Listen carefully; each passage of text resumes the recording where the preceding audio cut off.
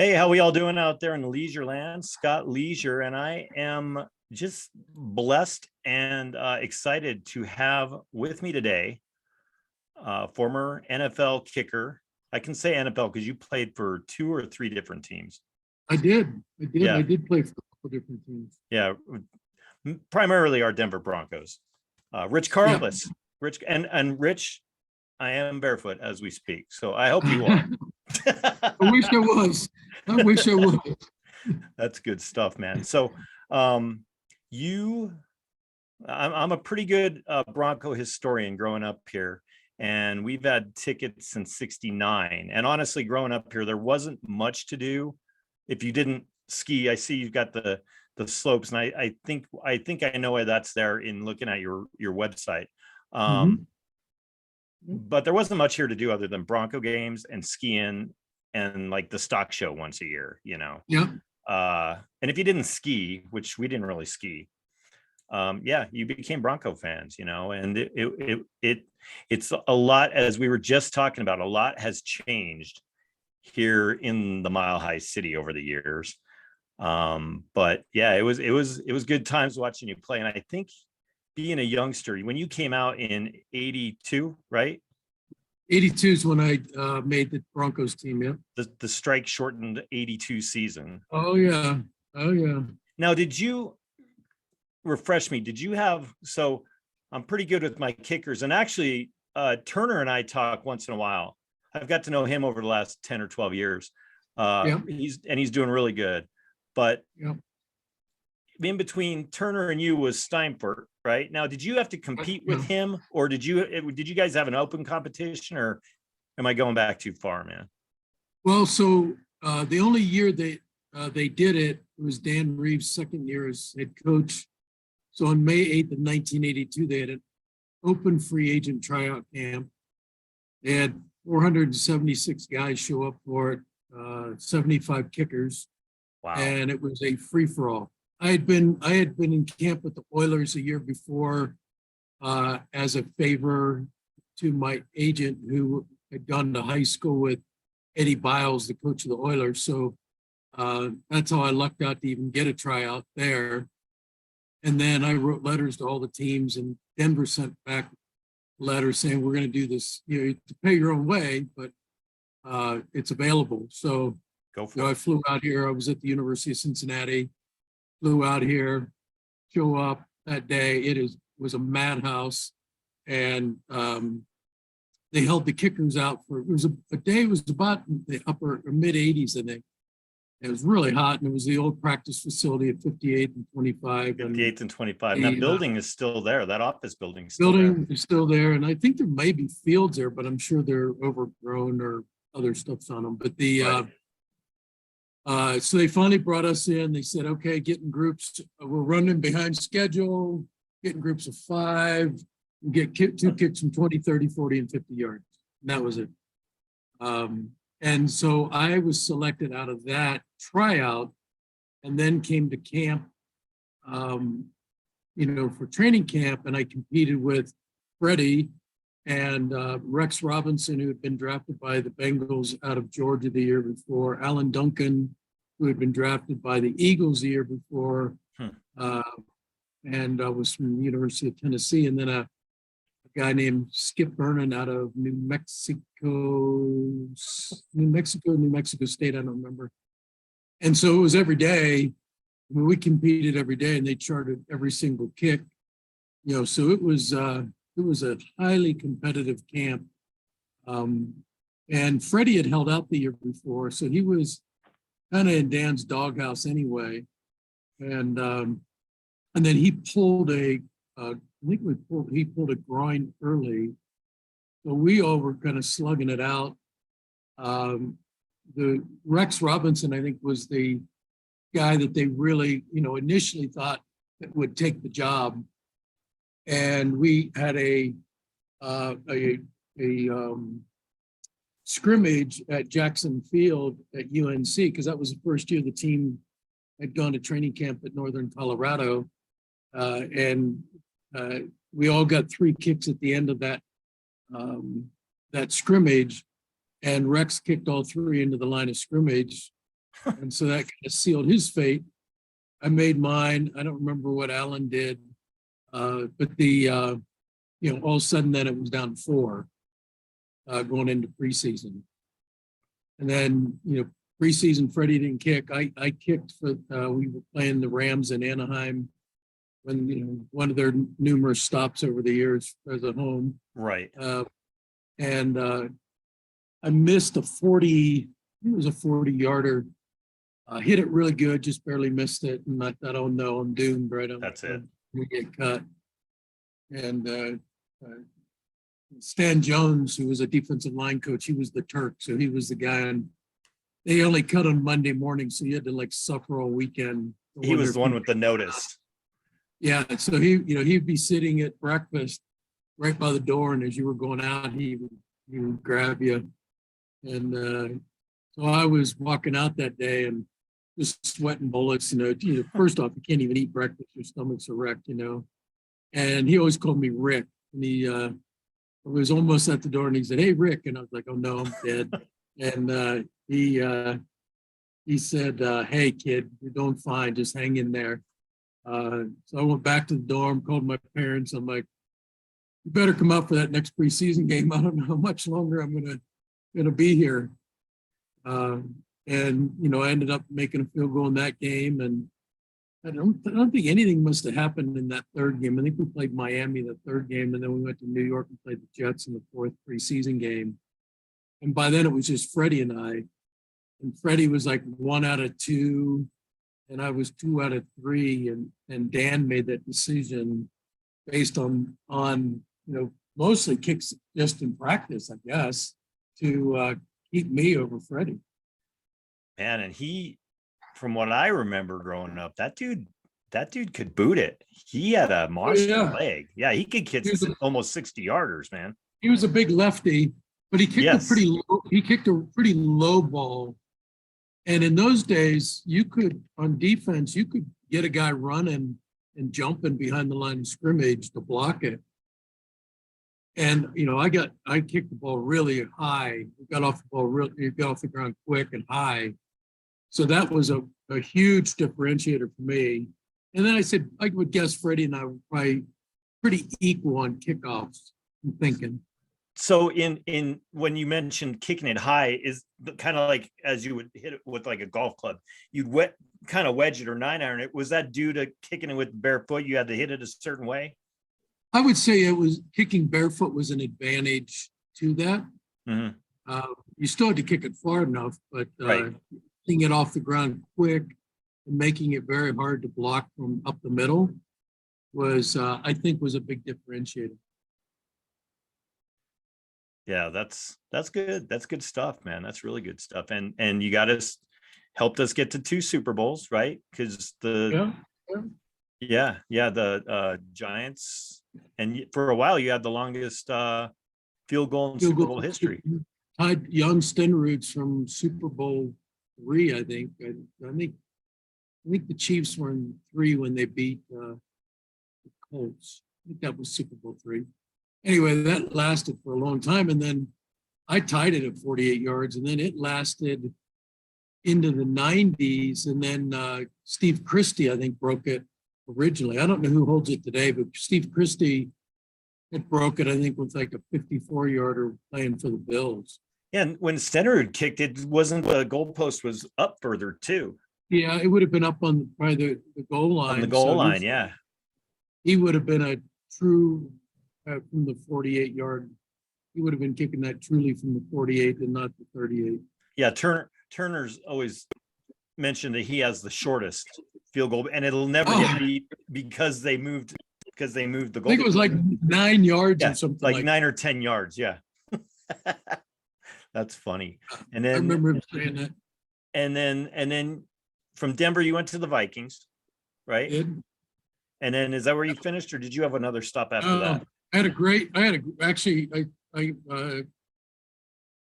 didn't go there till the 3rd game of the regular season, and I had a great year. I ended up the season like 31 of 38 and only played 13 games. So we were, unfortunately the offense got to move the ball. They, the good news is they moved the ball, but the bad news is they couldn't get in the end zone. So I kicked a lot of field goals. So good news for you. And we got into a contract dispute with Mike Lynn, who was kind of a notorious bad guy in the GMs in the NFL. And so I ended up not staying there and going to Detroit, which was miserable. I loved Minnesota. Jerry Burns was great to play for. And then my brother-in-law was playing there. So I was getting to spend time with he and my sister, who was 4 years younger than me. And I, missed a lot of her growing up. Good deal. And then tell us about the wood. What have you been doing before? You just started doing the woodworking recently, right? So I retired at 32 and kind of bounced around doing some stuff. You may remember Carl Shear, who used to run the Nuggets. Sure. He had started a sports marketing company. And so when I first retired, I went into that and worked with him and did some different fun projects. And then I left to take over as running a minor league soccer team, Colorado Foxes, Oh, and really cut my teeth on sports marketing at that point. Really learned to do a lot of different things, negotiating, radio contracts and stadium deals. We negotiated a deal with the guys from Wembley to renovate the old dog track in Commerce City and make it into a soccer stadium. And so it was actually a beautiful facility for soccer. So I worked, that guy that owned that was out of Germany. And then when he didn't want to buy into the MLS, he was given the opportunity. Lamar Hunt came and visited us and wanted us to buy it. And Martin didn't want to do that. So then I sold the team, and then, probably the best thing that ever happened to MLS, Lamar walked up the street and sold the team to, Anschutz, Phil Anschutz, which, Phil Anschutz pretty much is the foundation of what the MLS is today. He kept about half the teams afloat there for about 20 years. yeah. So I dabbled in that. I ran another company for the guy to Germany for a couple of years, and then I was kind of done with that. Went into corporate life, ended up at Quest, that then became CenturyLink, now is Lumen, doing all their sports marketing. So I negotiated the naming rights in Seattle for, at that time, it was Quest Field, and we renegotiated the CenturyLink field. So I did, it was fun. I got to do an NFL naming rights deal, did some other smaller naming rights deals, did some other NFL deals at the Vikings' new stadium, the Tampa Bay, the Broncos, did stuff in the NBA, NHL, Major League Baseball, did stuff in the Olympics, did stuff with colleges. So it was a lot of fun, and it was so diverse, and got to meet so many just wonderful people. So I did that, ended up almost 20 years doing that, and then left there in 2020 and wasn't sure if I wanted to get back into corporate or not, and kind of dabbled a little bit. And then someone, about a year and a half ago, someone talked me into building them some stuff. I had built some furniture prior to that, just for our own house. And then I kind of dabbled, and someone said, hey, do these, make me a charcuterie board, and make me this and that. So I kind of dabbled with that, and someone's like, you ought to make a little business out of that. And so I did. I started my Barefoot Bronco Woodworking, and it's been a lot of fun. It's been a lot of challenges being a entrepreneur versus being in the corporate world, where you had lots and lots of support to do different things, and it's all on me now to do it. Had you been doing woodworking the whole time, as just like as a hobby, or just kind of decided one day? Not really. I mean, I've done, we have a 5-acre horse property here that we've lived on for about 8 years. So I've learned to do a lot of stuff owning a piece of property like this, everything from irrigation to electrical to uh, fencing to you name it, building chicken coops. And so did a lot of stuff like that, but I had never, I grew up in my dad's business, which we were kind of a jack of all trades. We did a lot of commercial work, roofing and tuck pointing. And my dad never met a job he didn't like. I sanded a lot of gym floors, which, I've I always read loved. that on the Loved website. wood. Yeah, I've loved wood. So this is really untapped a whole different side of me, which feels good. It feels good to kind of, you should never allow yourself to stop learning new things. Right. Yeah.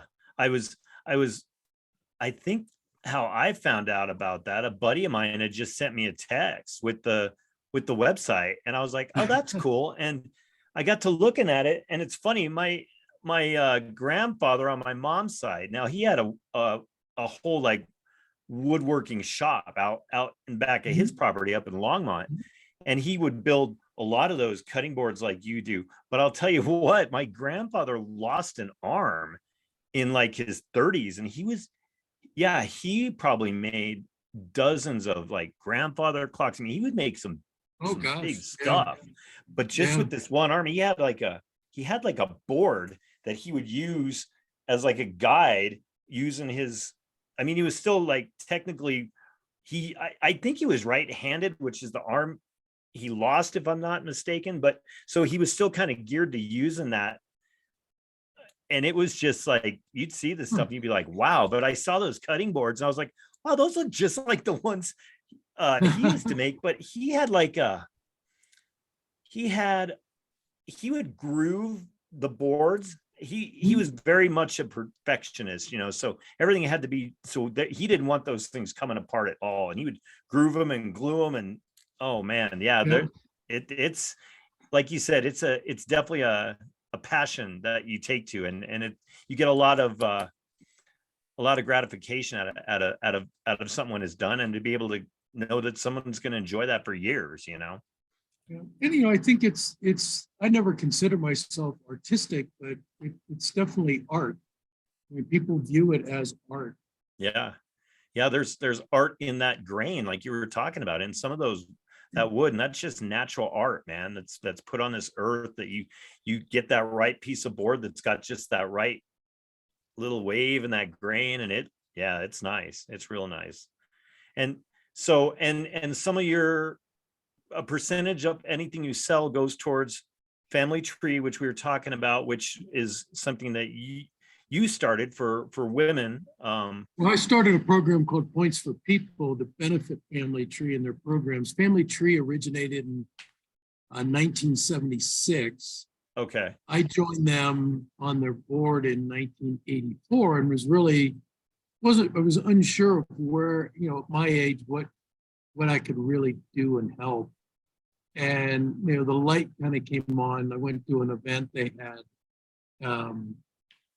And that really, and then Rolf Panershka, who was kicking for the Chargers, he had a program called Kicks for Critters. And I thought, well, gosh, he's raising all this money in that area. I'd be able to do that, for families, that are suffering through domestic violence. And, so we were a real small group, but it was so organic how the steering committee came together, and so many talented people just jumped on and helped. And, we built this program, Points for People, that raised a couple $1 million for the programs there. And during for over almost 20 years, we ran different special events and did some roasts, with, roasted Kubiak and roasted McCartney. We roasted Hands Lake. We roasted a bunch of different so it did kind of branched off once I started kicking into more special event stuff, golf tournaments, things like that. So so my I've been affiliated with Family Tree for 38 years, and then I started skiing in the events up at Winter Park that benefit National Sports Center for the Disabled. started, when I was playing, because the Broncos were big participants in that organization. So I got my first taste of that probably in about 1984, and have skied in it off and on for 38 years. And today I chair that board, and I've had a great run. I've been on the Metro Denver YMCA board for 11 years. Before that, I was on the Special Olympics Colorado board. So that's kind of where my heart is. I mean, I love Colorado. I feel, blessed that I was able to take the visibility that the Broncos gave me and continue to do things with it to help these agencies. I've just gone back on, as of yesterday, I'm back on the Broncos Alumni Council, which is about 15 alumni. We do some really cool fundraising for youth programs. They just had their big golf tournament last month. Yeah, we just had it at the ranch. We did a gala the night before. Raised I think it was like $120,000 or something net. Wow. So those guys are really busting it. Really committed. Nobody's taking any paychecks out of it. It's all volunteer work. And Ron Egloff is a big driver. Lilo Lang is the current board president. It's a good group of guys. Steve Foley's on there, Mark Jackson's on there, Willie Oceanen's on there. I mean, a lot of, Charlie Adams on there. So, we continue to try to find ways to, include and involve the younger alumni.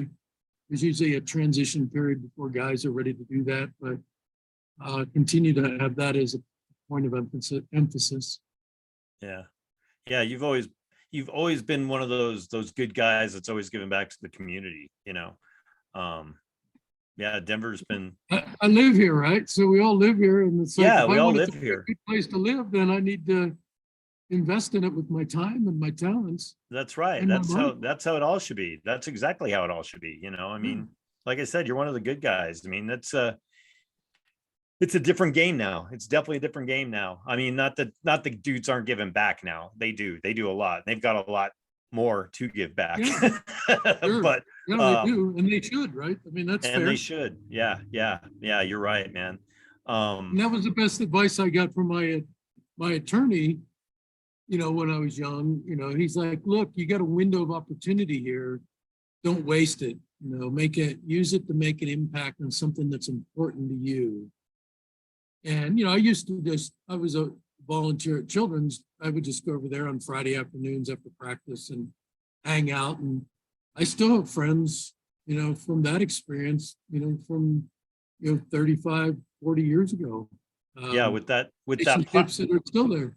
Yeah, with that platform of that occupation, being in the NFL, a lot of people really look up to that. I mean, think of the kids that you saw 30 years ago at Children's Hospital. They probably still remember that day Rich Karlis came by. I mean, I get mail now and then from those. I've got this. They're adults now. I've got this that I had made when I was like 13 years old. I was like, that guy kicks with a bare foot. I thought that was something cool. So it was like, yeah, man. I mean, I don't know, some of these guys that are just running into problems and trouble. It's just, I don't, and I never will cease to get it. I mean, I know that there was probably dudes running around doing things they shouldn't have done when you were playing too, but it's just, you've made a good impact. You've made a good impact in the community and in the city of Denver, and you continue to, and now the website is Barefoot. Run that by me again so we know. Barefoot Bronco Woodworking. Barefoot Bronco Woodworking. Yeah, it's got some really cool stuff. Long. It is long. It is long. But hey, that's all right. I'm gonna get that up on my Facebook, and I'm gonna put that out there, man. I want, it's some good stuff. You've got like you said, charcuterie boards, cutting boards, chess sets, right? And you can engrave Chessboards and, or yeah, chess it's boards. Yeah. my way, I feel that, through the different proceeds of these sales, that allows me to continue to, as a retired person, to continue to, fund agencies that mean a lot to me. Yeah. Awesome, Rich. Well, hey, man, That's good stuff. it's been really good. This has been good. I'm glad it's been good reminiscing and getting to kind of see what you're doing and know that you're still out there, man. You're still doing what you do, man. Still chugging along. Still chugging along. Perfect. Still trying to figure out my golf game. Well, now do you golf barefoot? No, maybe I would help. Maybe that's Give it a go. I'm not playing so well. I've been, not that my golf game is great, but I, on many occasions, will kick the sandals off and hit it barefoot. Who's the? Maybe I need to take your counsel. Yeah, well, I wouldn't go that far, but again, You're talking thanks for Jim McMahon, weren't you? Jim McMahon. I was just going to go there. He's the guy that golfs barefoot, right? Oh yeah, yeah. Yep. Cool. All right, Rich. Well, keep doing what you're doing, man. Yeah, thanks. I hope to be able to do it for a while. I think you will, man. I think you will. And like I said, it was a blessing and I'm grateful I got to talk to you today. Thanks, Scott. Yeah. Be good, and we'll Take catch care. up with you soon. All right. Take care. All Thank right. you. Bye-bye. Thanks.